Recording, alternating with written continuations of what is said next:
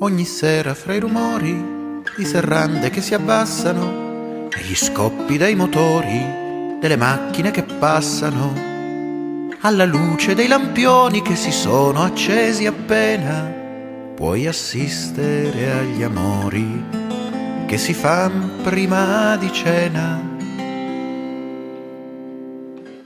Sporchi ancora del sudore del lavoro appena smesso, per un bacio e un po' d'amore ci si vuol bene lo stesso.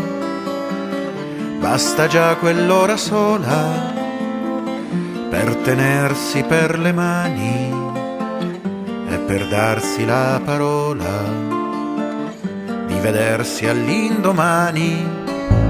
Quella parola è poi la sola cosa che importa ed ha uno scopo.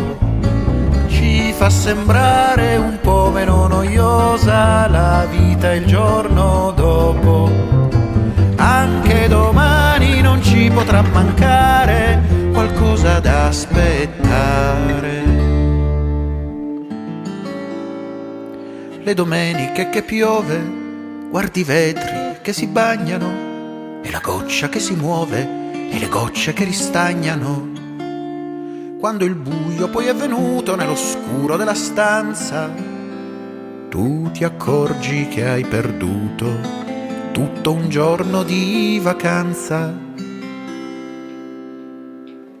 Ne hanno fatto miglior uso dentro i cine ed a ballare tante coppie che anche al chiuso non rinunciano ad amare, che poi prima di lasciarsi si daranno brevemente la promessa di trovarsi la domenica seguente.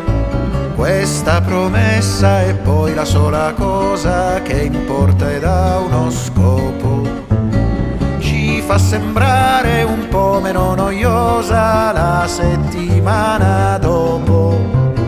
Per 7 giorni non ci potrà mancare qualcosa da aspettare.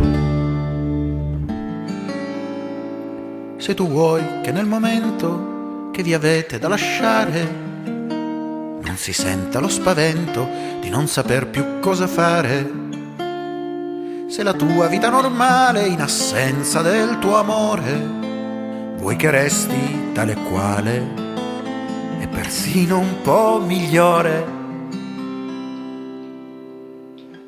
se pretendi che il lavoro, l'amicizia, l'altrui stima abbiano sempre un senso loro, chiaro ancora più di prima, basta solo ricordarsi perché avvenga tutto questo, la promessa di trovarsi e vedersi ancora presto.